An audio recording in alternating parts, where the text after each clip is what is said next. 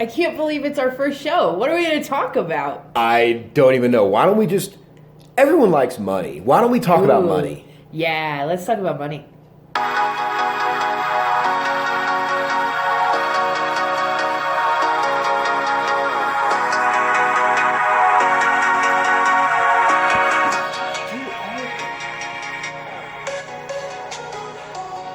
Hello and welcome to the show. Today is Monday, the 22nd of October, 1983. No, it's 2018. 1983. That was a good year for years as far as I go. No. Well, I was born in 1982. What year were you born? 85.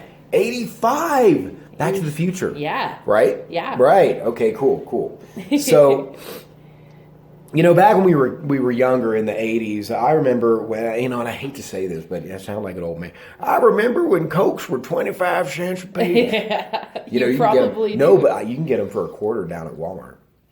Down at the Walmart up north. I was in there the other day, and I mean, they're in their name brand Cokes, you know? Really? Yeah, 25 cents.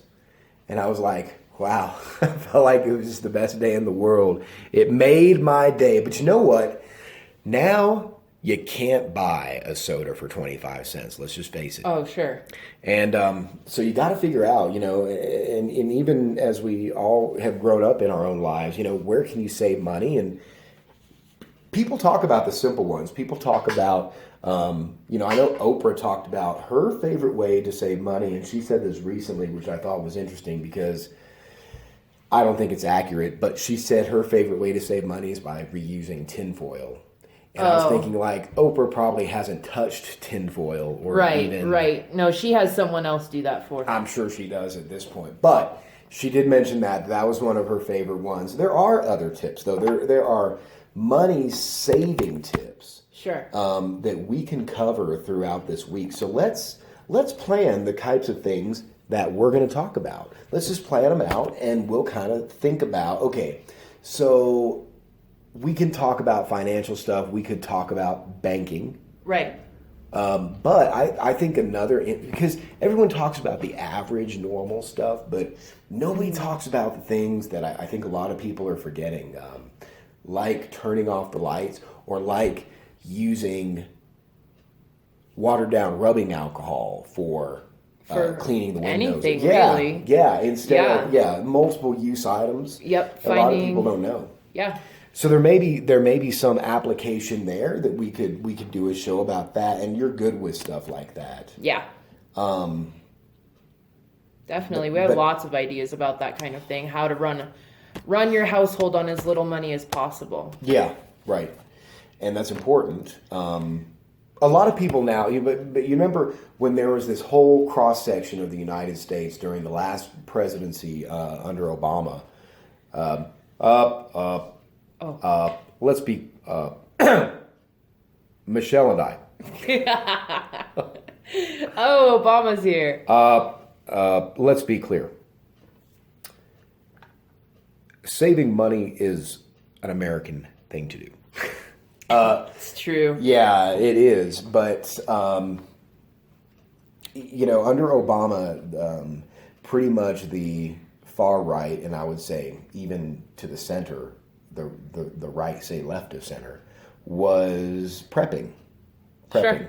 Because Obama was going to bring the end of the world, according to a lot of commercials and stuff like that. Yeah. So we had this large swath of people that had saved a bit of money and started to prepare for the end of the world by buying large amounts of weapons or food items. Those giant food buckets. Yes. Yeah. Yes. Now, unfortunately, many people wasted a lot of money.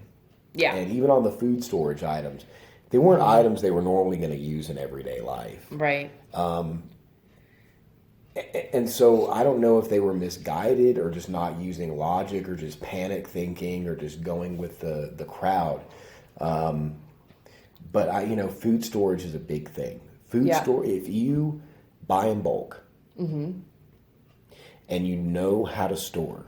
Right. You know how to store the food, or you have room to freeze it. Oh, you can save so much money. Tons of so money. much money. Yeah. There were some I live down the street from some, we'll call them homesteaders. Okay. Yeah. I want to say countercultural or something like Yeah. that, but in a way, that's what they were.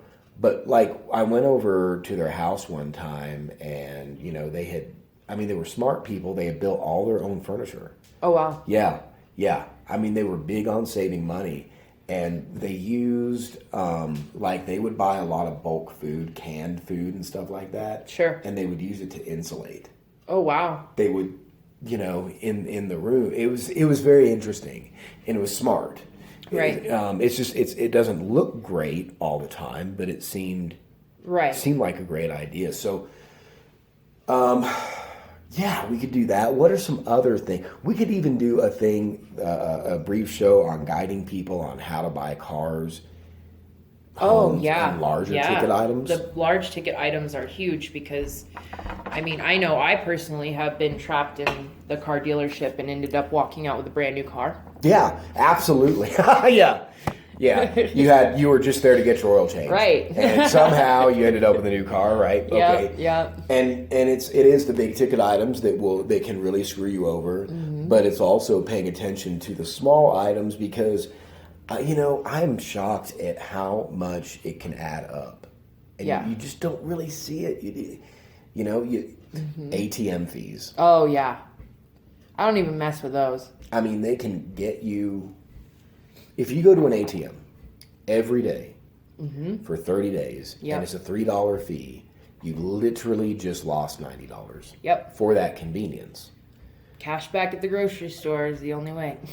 Right, yeah. And that's the best way to do it, Yeah. or any time you can get cash back. But it is those little things. Yep. That little $3 charge. You don't think about the conveniences. Sure. So, do you recommend... But see, as a lady, do you feel safe carrying cash all the time? Yeah, I mean, I wouldn't carry a crazy Large amount of cash, but yes, I feel... Yeah.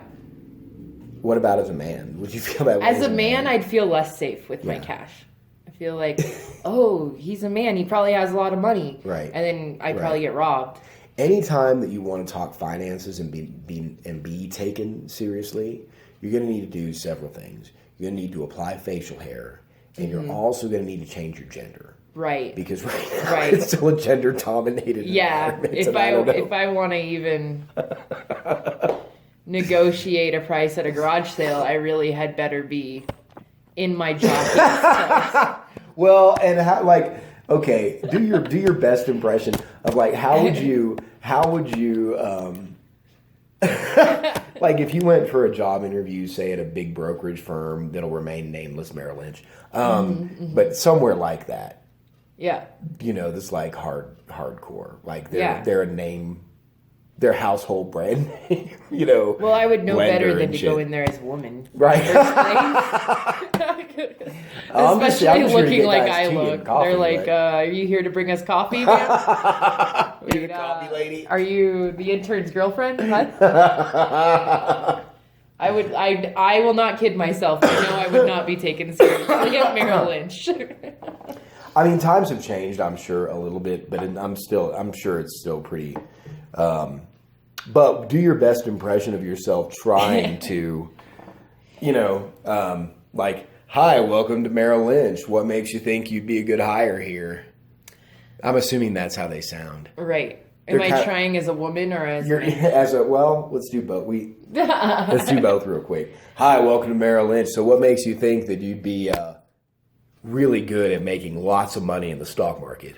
Well, the thing about money is I love to spend it, so I know. All right, great. We'll give you a call. Okay.